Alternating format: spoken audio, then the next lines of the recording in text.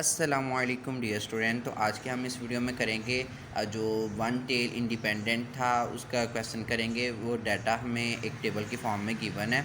यानी कि क्या है जी, ऊपर जो है ना डाटा में ये देखें 4 नंबर गिवन है और नीचे 3 नंबर्स गिवन है। सबसे पहले आपने इसका जब भी आपने स्टार्ट करना है, सबसे पहले आपने स्टेप नंबर 1 वही लिखना होता है जो हाइपोथेसिस वाला होता है। यानी कि आपने हाइपोथेसिस वाला जो स्टेप 1 आपने स्टार्ट करना है, ठीक है।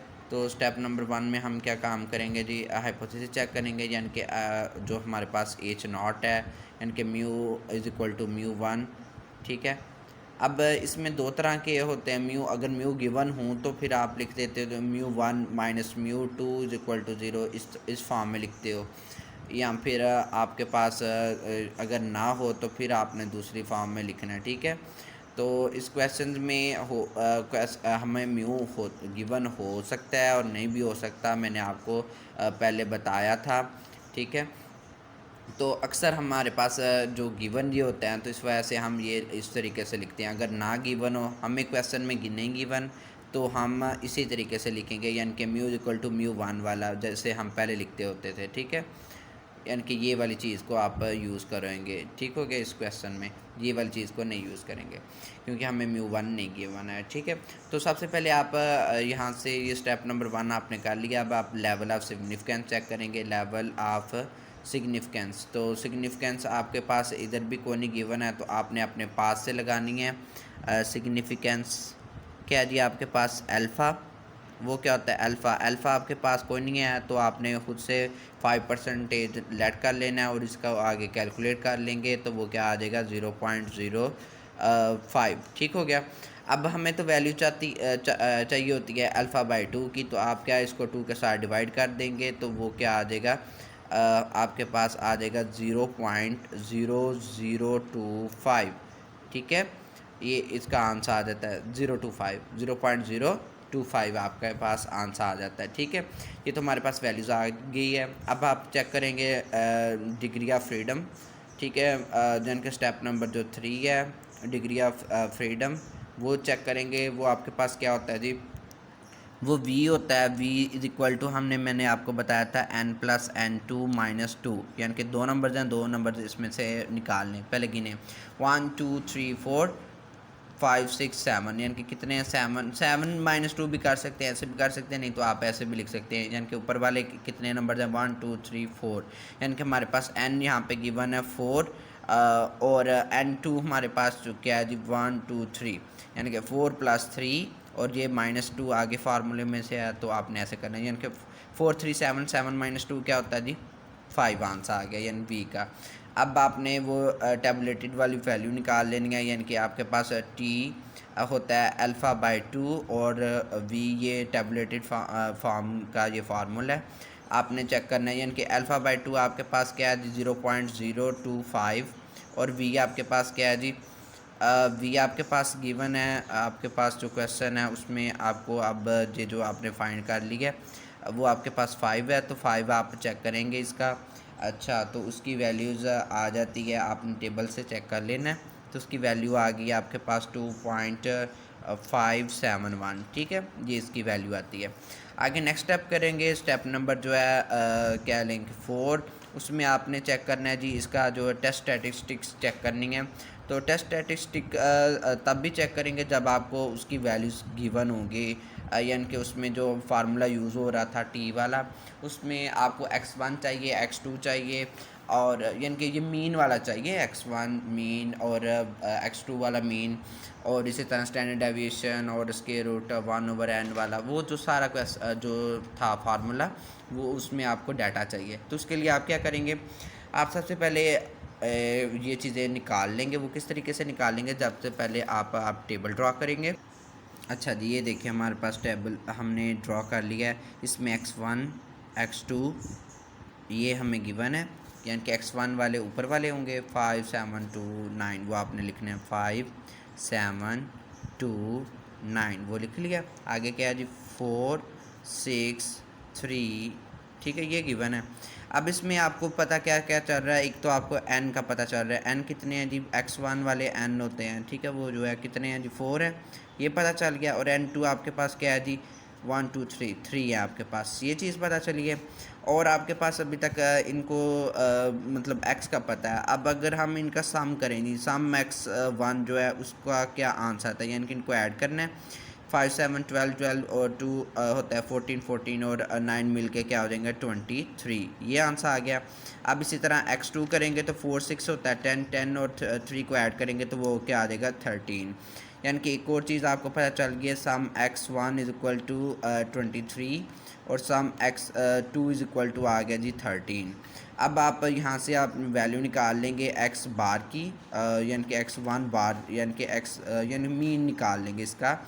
23/4 करेंगे तो उसका क्या आंसर आता है जी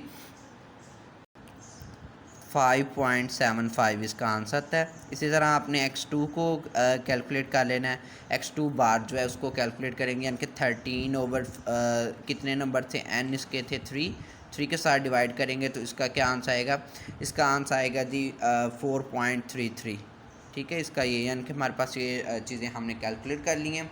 अब यहाँ से आप S1 निकालेंगे, S2 निकालेंगे, वो आपने कैसे निकालना है उसके फार्मूले से। फार्मूला आपके पास क्या कहता है जी, S1 का फार्मूला आपके पास ये होता है S1 is equal to 1/n-1 और इनटू आपने लिखना होता है सम x1 माइनस सम x का स्केयर था और ये इकट्ठा स्केयर था, सॉरी, ठीक है, ओवर n। ये आपके पास फार्मूला था, इसमें आपने पुटिंग करनी है। यानी कि हमारे पास इधर n हमारे पास था n-1 यानी कि 4-1। सम x आपका क्या आंसर आया x1 का, वो 23 है और इधर क्या सम x का स्केयर यानी कि 23 का स्केयर आपने लेके और इसको डिवाइड कर देना है जितने नंबर हैं, यानी कि n1 के साथ, यानी 4 हैं वो इसके साथ आप करेंगे। ठीक हो गया। अब इसका मैंने तो कैलकुलेट करके रख ली हुई हैं चीज़ें, ठीक है, तो आपने इस तरीके से इसको कैलकुलेट करके इसका आंसर लेके आना है। ठीक है, तो मेरे पास इसका आंसर आता है जी जो है S1 का वो आ जाता है जी 36.416। ठीक है, ये S1 का आंसर आया।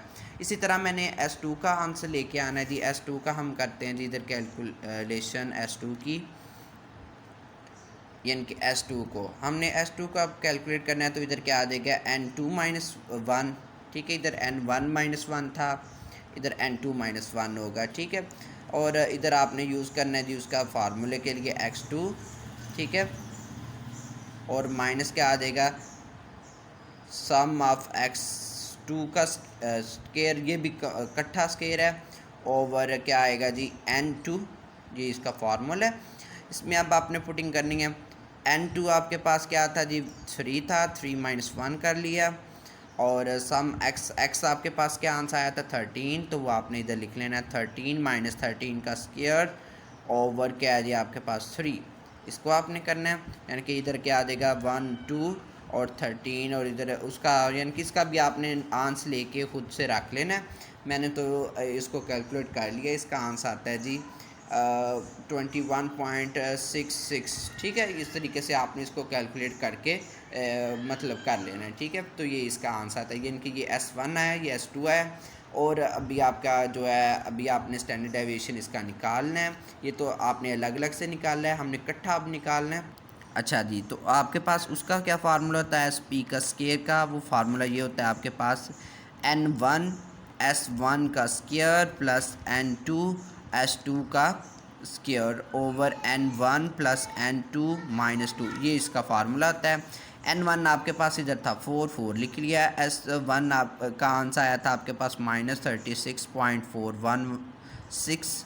ठीक, 16 उसका स्केयर हो जाएगा, माइनस इसी तरह n2 आपके पास इधर 3 है और S2 जो है वो उसका आंसर आया -21 जो है ना 66 इसका स्केयर और नीचे n1 आपके पास 4 है और n2 आपके पास 3 है -2। अब इसको आपने कैलकुलेशन कर लेनी है, मैंने कैलकुलेशन करके रख ली हुई है तो इस वजह से मैं डायरेक्ट वैल्यूज़ पुट कर दूंगा। ठीक है, मेरे पास जो इसका आंसर आया जी SP का, वो आंसर आया जी SP स्केयर का मेरे पास पहले आंसर आया, वो है यानी कि 13 यानी कि 1342.39 3 यानी कि ये इसका आंसर आ चुका है। अब फोर्थ 3 क्या हो गया 7, 7 में से -2 करेंगे तो उसका आंसर आएगा 5। यानी कि इसको मैंने डायरेक्ट कैलकुलेट कर लिया था, 5 वाली कैलकुलेशन नहीं की। ये मैंने मतलब वो डायरेक्ट कैलकुलेट करके इसका आंसर आ गया था। मैंने यानी कि एक ही स्टेप में काम ख़त्म किया। ठीक है, आगे ये SP का स्क्वायर था, मैंने इसको SP वाली फॉर्म में लेके आना था। यानी कि इसका अंडर रूट भी लेके मैंने रख दिया है। यानी कि अंडर रूट लेंगे इसी चीज़ का तो वो आ जाएगा 36.63। समझ लग गई है। यानी कि ये चीज़ अब आ गया यानी कि SP। तो अब आपने डायरेक्ट वो T वाले फार्मूले में पुट करना है। यानी कि T वाला फार्मूला था जिसमें म्यू नहीं होता, तो उसका ये फार्मूला था x1 बार माइनस x2 बार 2 बार। ठीक है, ओवर क्या था जी स्टैंडर्ड एविएशन, ओवर क्या था जी square root 1/n1 minus 1/n2, ये इसका फार्मूला था। ठीक है, इसमें आपने पुटिंग करनी है।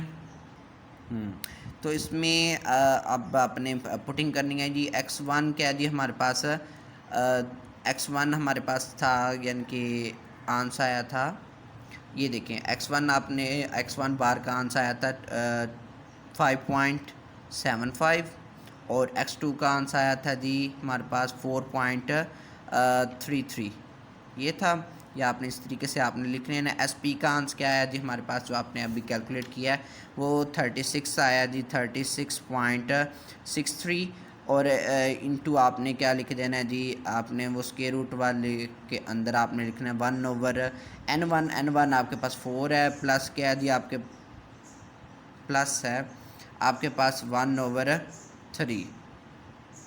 ठीक हो गया, ये भी प्लस था, ये ठीक हो गया।